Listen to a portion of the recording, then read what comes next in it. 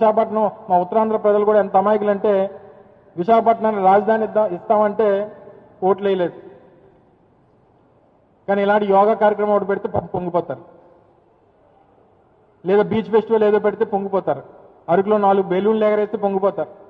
ఇలా చిన్న చిన్న ఆనందాలకి మేము ఈ ఉత్తరాంధ్ర ప్రాంత ప్రజలు ఆశపడతారు. ఆ ఆశని ఆయన ఉపయోగించుకునేటువంటి పరిస్థితి. డబ్బంతా అమరావతిలో, హంగామా అంతా విశాఖపట్నంలో. మీకు అన్ని ప్రపంచ స్థాయి కార్యక్రమాలకు వేదిక విశాఖపట్నం కావాలి, ఉత్తరాంధ్ర కావాలి.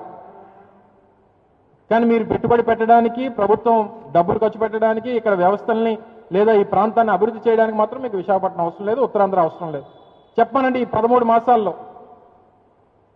విశాఖపట్నానికి కానీ ఉత్తరాంధ్రకు కానీ ప్రత్యేకంగా చేసినటువంటి కార్యక్రమాలు ఏంటో ఈ సంవత్సర కాలంలో చెప్పమనండి.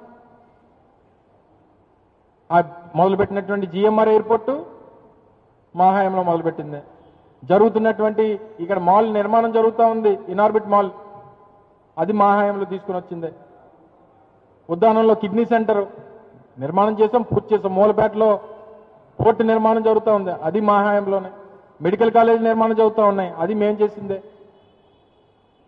ఇంజనీరింగ్ కాలేజీలు, ట్రైబల్ ఇంజనీరింగ్ కాలేజీలు, సెంట్రల్ యూనివర్సిటీ, ఇవన్నీ మా హయాంలో జరిగినవే.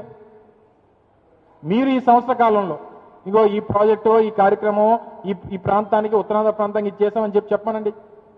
కూటమి ప్రభుత్వంలో ఉన్నటువంటి ఏ నాయకుడని చెప్పమనండి. చెప్పడానికి ఏం లేదు, ఎందుకంటే ఏం చేయలేదు కాబట్టి. ఇగో ఈ యాడ్ ఏదో ఇచ్చారు మొన్న, ఇది 12వ తారీఖున మాట్లాడదాం అనుకున్నా. ఆ రోజు ఆ ఫ్లైట్ ఇన్సిడెంట్ అయ్యి మాట్లాడలేకపోయింది. ఇది 12వ తారీఖున వచ్చినటువంటి ప్రభుత్వ ప్రకటన, ఇది ప్రభుత్వం ఇచ్చినటువంటి యాడ్. భోగాపురం ఎయిర్పోర్ట్ పనులు ఇందాక మీకు చెప్పినట్టు ఇది మా హయాంలో తీసుకుని వచ్చింది. ఓర్వకల్ పారిశ్రామిక కారిడార్ కానీ, కడప జిల్లా కొప్పర్తి ఇది కానీ, స్టీల్ ప్లాంట్ ప్రైవేటైజ్ చేస్తారు.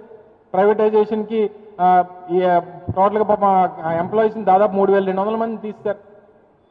అంటే పూర్తి స్థాయిలో ప్రైవేటైజేషన్కి అడుగులు వేసేస్తా ఉన్నారు. మా వైఎస్ఆర్ కాంగ్రెస్ పార్టీ ప్రభుత్వంలో అసలు ఆ కార్మిక నాయకులందరూ కూడా ఒక టెంట్ నడిపి వారి నిరసన తెలియజేసేటువంటి పరిస్థితి ఆ రోజు ఉంటే, ఏ ఒక్కరోజు ఒక పోలీసు కూడా టెంట్ వైపు వెళ్ళలేదు. ఎందుకంటే వాళ్ళు పోరాటం చేసేటువంటి వారి హక్కు అనేటువంటి ఉద్దేశంతో. మొన్న ఒక రోజు మొత్తం పోలీసులందరూ కూడా టెంట్లోకి వెళ్ళి కూర్చొని కార్మికులను ఎవరిని రానివ్వకుండా మొత్తం టెంట్ అంతా ఎత్తిపెట్టేశారు. మళ్ళీ ఎవరు టెంట్ వేయడానికి వీల్లేదని చెప్పారు. కాంట్రాక్ట్ కార్మికులు 3200 మందిని తీస్తారు. ఈ సంవత్సరంలో 3.5 నెలల జీతాల బకాయిలు ఉన్నాయి. ఏమని అడిగితే 10,000 కోట్లు, 11,000 కోట్లు, 12,000 కోట్లు ఇస్తామని చెప్తున్నారు.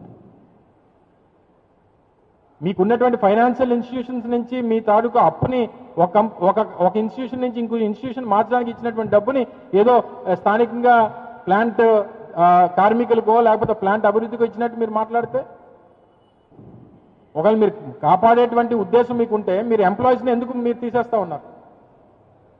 రోజు రోజుకి ఎంప్లాయీస్ని తగ్గించుకుంటూ ఎందుకు వస్తున్నారు? మీరు అడుగులన్నీ ప్రైవేటైజేషన్ వైపు ఎందుకు నడుస్తూ ఉన్నాయి?